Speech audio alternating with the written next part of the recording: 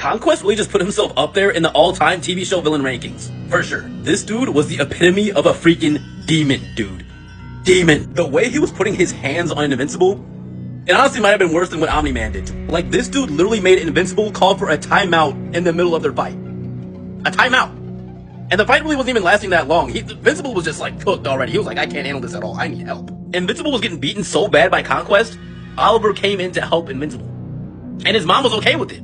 She saw that Invincible was getting cooked so bad, she was like, okay, he needs help. What did she tell him, though? The only thing she told him was, don't get grabbed.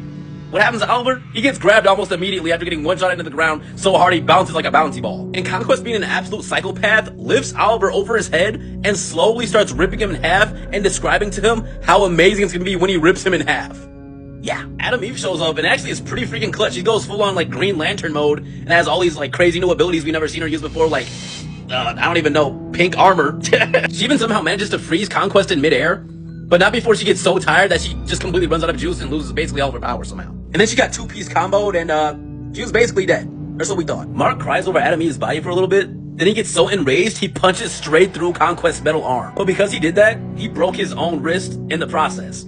So now it's one arm versus one arm. Mark actually manages to start kind of beating Conquest. I mean, I think Conquest was kind of playing with him there, because he wasn't really taking a lot of damage, but at least seemed like it was close to even now. Then Adam Eve behind Mark basically starts coming back to life in like an energy form. Mark, being a complete idiot, allows the resurrection of Eve to completely distract him from the biggest threat on the planet right now, and now he's getting choked out on the ground. Then Conquest, thinking that he's finally about to finish Mark, decides to trauma dump on him, because I guess this is what he does to all of his victims. He literally starts talking about how all the other Viltrumites are scared of him, and they named him Conquest because his life's purpose is a mission. He's not an actual like person.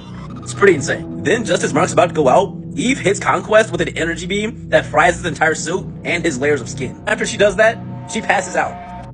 Yeah, because of that energy blast, Mark manages to get the upper hand on Conquest, gets him on the ground, and starts headbutting Conquest's head until Conquest's head literally splits open on the ground. The only reason I think this even worked on Conquest is because there's clearly some past trauma that happened from trying to like conquer worlds or something like that, where he got his head split open before. So his head is probably just like a weak spot on his body. And really this puts in perspective how powerful Conquest really is. Because this is basically a nerfed Conquest. He's missing his entire right arm, and his head is basically like already split open. It's just like partially healed. Even in this weakened form, he still manages to almost beat two half Viltrumites and someone who can literally control matter. And he's still not even dead. Cecil's gonna do some Cecil crap with him. Hopefully it's not this, but keeping someone that powerful alive is just not a good idea.